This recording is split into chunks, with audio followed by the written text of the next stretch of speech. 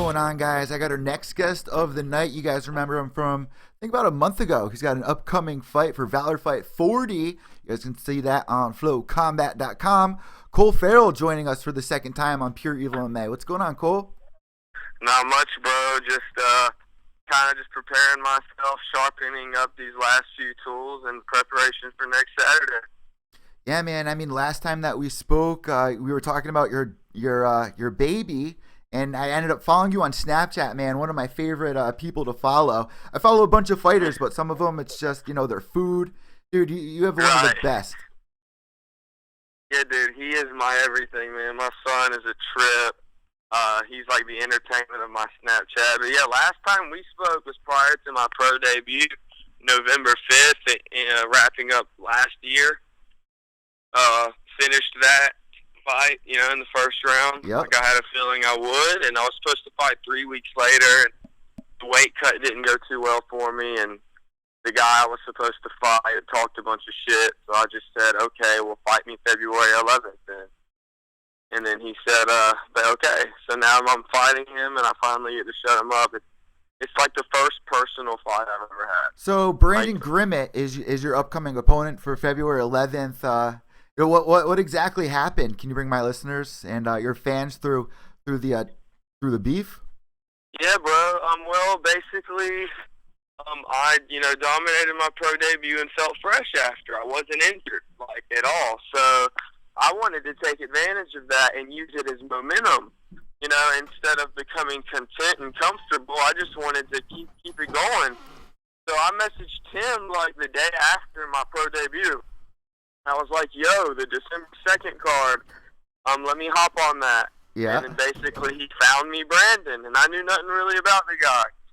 So long story short, I cut from 151 to 127.9, the week of, I guess the week before the fight, or the week of the fight when I was cutting weight. And the day before weigh-ins, I was down to 127.9. I'd cut a lot of weight on 2.5 weeks' notice, because I had just fought. So I got down to 127.9, and basically instead of showing up overweight like a lot of fighters do, or instead of messaging the promoter like I should have, I messaged Brandon out of respect, like fighter to fighter. You know what I'm saying? I was like, listen, bro, I know we agreed to meet at 125, but I'm at 127.9.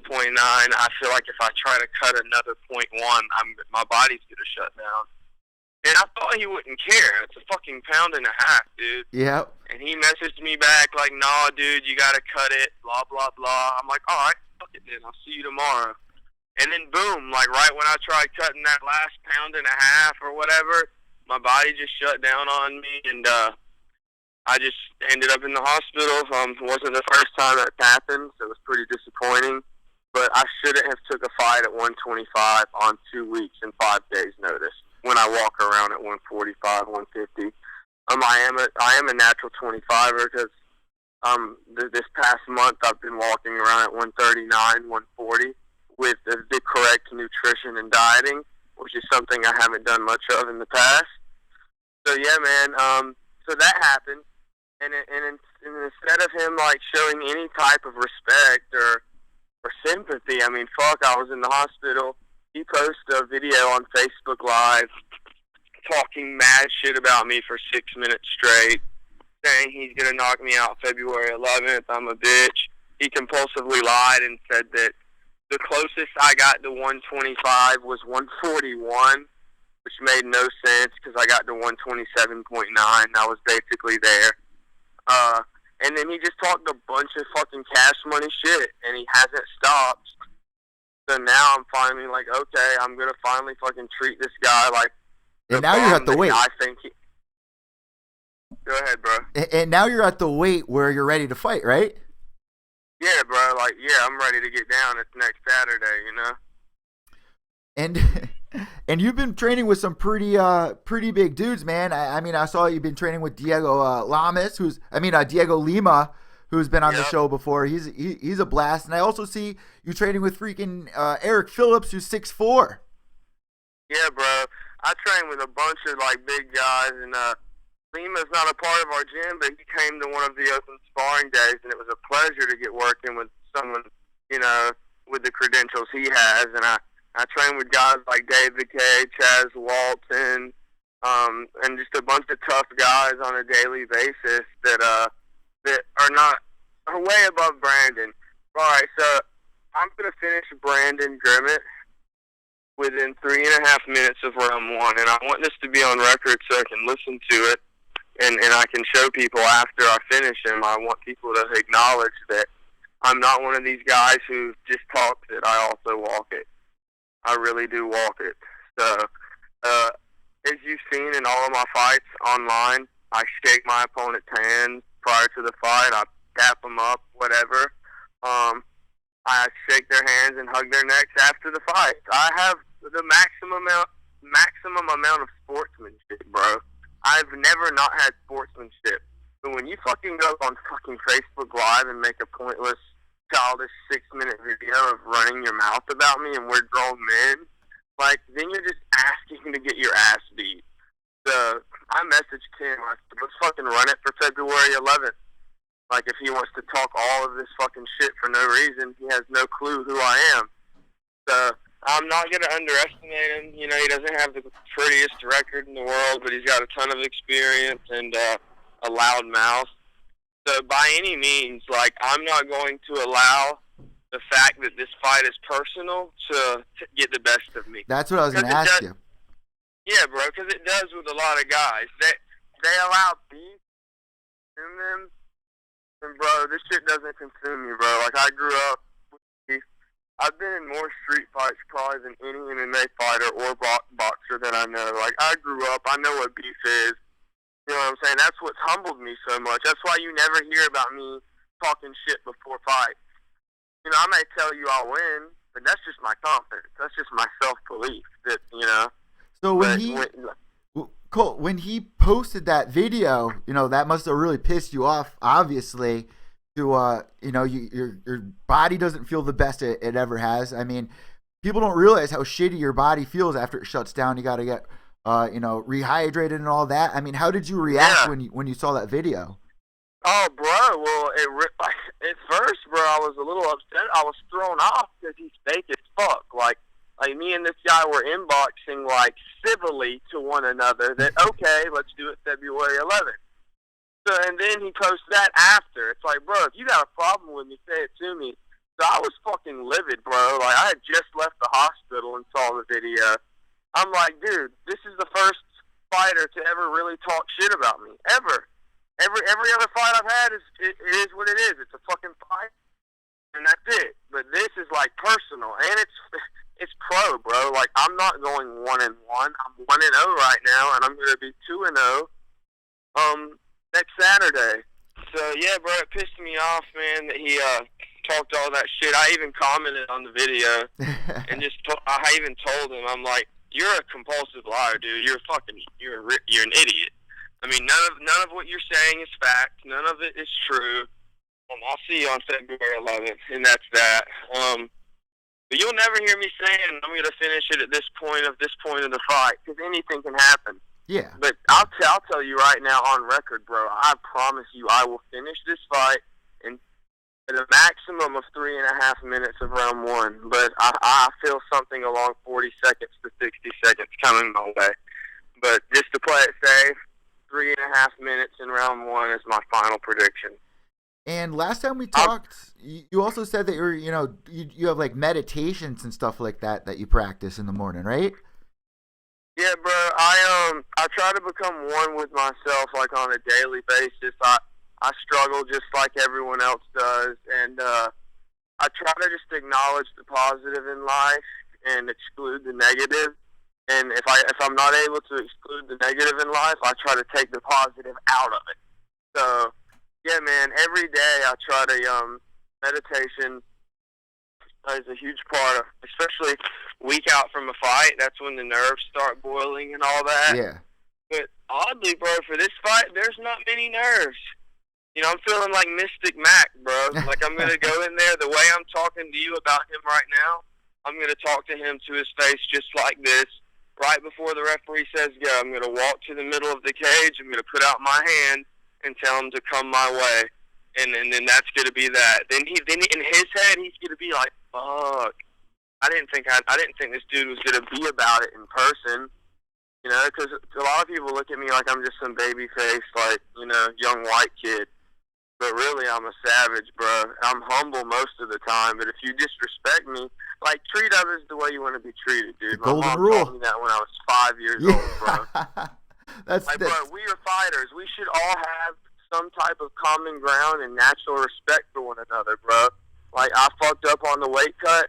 Oh, yeah. And I didn't even mention this part in the interview. I actually apologized to him also before he made the video and shit. Like, sent him basically a novel. Like, bro, I know how it goes. I've had guys have to pull out last minute on me as an amateur. I know all the hard work sucked. I know you took a bus all the way from North Carolina to Tennessee. Like, I apologize. I promise you I'll give you a fight in the future. And then he was like, cool and shit. And then his fucking little weird ass posted that. So I'm like, alright, it's a wrap. I'm going to beat this dude's ass. Like, I'm going to get down just like I did back in the day, dude. I'm going to go in there and make it a fight. I promise you, every fight I've ever had, like, it's going to be entertaining. It's just going to be. You know, so I didn't do any interviews leading up to this entire fight until, you know, today I was asked. And I love talking to you, bro, and coming on your show. So I said, you know, yeah, dude, I'll fuck with Eddie, man, and I'll chat with him for a bit, and hopefully Brandon can hear this when I say, like, dude, all of the talk, all of the fucking hype that you've created in your tiny little pea head, you're going to have to back it up when the referee locks the cage door next Saturday around 9 p.m. So I acknowledge that. I'm ready for the lights to hit my face. I don't think he's ready to be under the lights with me. You know what I'm saying? And just to let you guys know, he's been predicting things for a while now. You also predicted the Pats facing the Falcons. I did, bro. And oh my God, thank you for giving me credit. No one's giving me enough credit for this. People, listen to me. I am the football guru of not just all time, but that will ever be. I mean, I predicted this exact matchup before game 1 of the preseason. Come on, guys. Before the first preseason game, I said my 2 favorite teams are going to give me my dream Super Bowl matchup. And when you got Tom Brady, Chris Hogan, and, you know, the tight end Bennett replacing Gronkowski and Edelman and Blunt, those guys are savages, you know, and everyone hates them, you know, because the Patriots look just like a bunch of freaking... They really do. They're like a bunch of young, like, frat guys out there. Tom Brady's 40 years old now, and Tom makes guys look better than they are, bro. Like, you know, because Chris Hogan and Julian Edelman are not as athletic as Antonio Brown and Julio Jones, for example. But when you fill in the gap with Tom Brady's GOAT skills, greatest of all time, it's uncomparable. And then you got the Falcons, bro. You got Matt Ryan. You got Tevin Coleman. You got Freeman. You got, obviously, Julio Jones, the new Gabriel, Beasley. You got a bunch of savages, so I could talk your head off about this Super Bowl. I got money on it on DraftKings. How much? I got different lineups on each team. Hold on, there's a whole... Dude, I'm outside talking to you, and there's a fucking dog just walking up in the yard. And I'm like, is this motherfucker coming at me? Am I going to have to, like, break? And I love animals, dude, but this is a big-ass pit bull walking up on me. Hey, whose dog is this? Is this dog cool? This white and black dog? You know, this dog is... Were you outside right now, Cole? Yeah, bro. I'm outside right now, and for here, Mr. Mike. For our listeners... For our listeners out there that are listening, Cole's from Georgia. I mean, I've never been to Georgia before. You know, are the houses close? Are there people outside with you?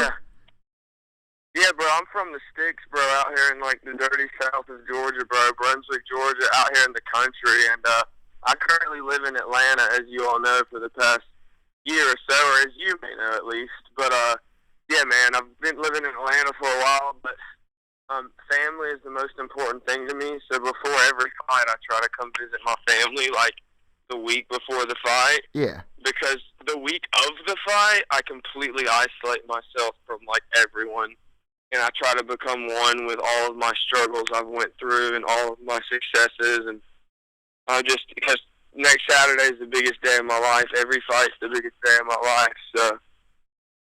Well, Cole, watch out for that dog, man. The dog's gone. Just so everyone knows, the dog is gone. It's a big ass pit, but it's scared. It left.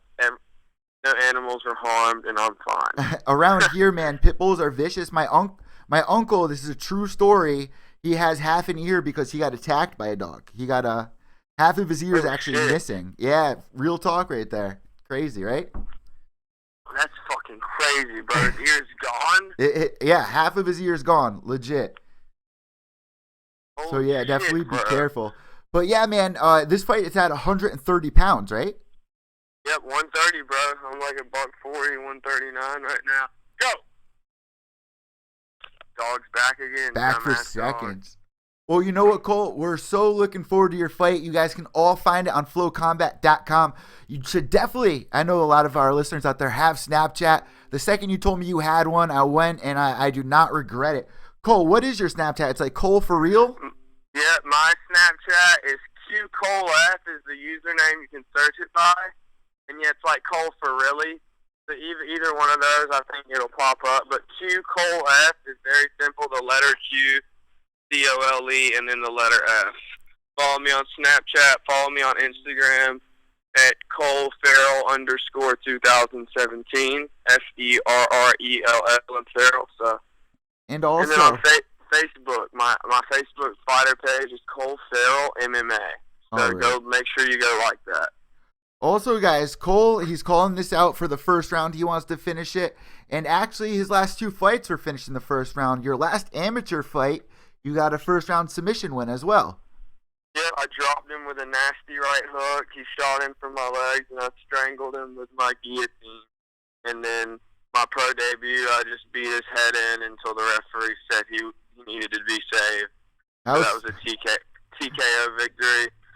And then my two fights before that were at an IKF kickboxing tournament. I finished both of those by knockout in the first round as well. Every victory I've ever had in combat sports came by first round finish. So, and it's because I don't rely on it, and I just let it come naturally. So I just wanted to end the interview on that note that I'm one of the best fighters on the planet. And if you don't believe it, you will see it. Thank you so much for coming on Pure Evil MMA, Cole. You know what we like to do at this part? I hand the microphone over to you if you have any sponsors, any shout-outs. The floor is all yours at this point. Yeah, I have no fucking sponsors at all. I'm trying to get some sponsors, bro. People are missing out. I don't have a manager, so I do all this shit on my own. Nice. Listen, I'm about to be 2-0. I'm fighting for Valor again. Soon after, I'm not going to make the official fight announcement yet, but I already have something in the works for after this next fight Saturday. So, no sponsors. Someone sponsor me. Someone benefit your business. Benefit yourself. Come on. Help the future greatest of all time. Cole Ferrell out. And, yeah, I told you guys my social media. Shout out to my mother. Shout out to my son and my family and everyone who supported me and bought tickets to this fight.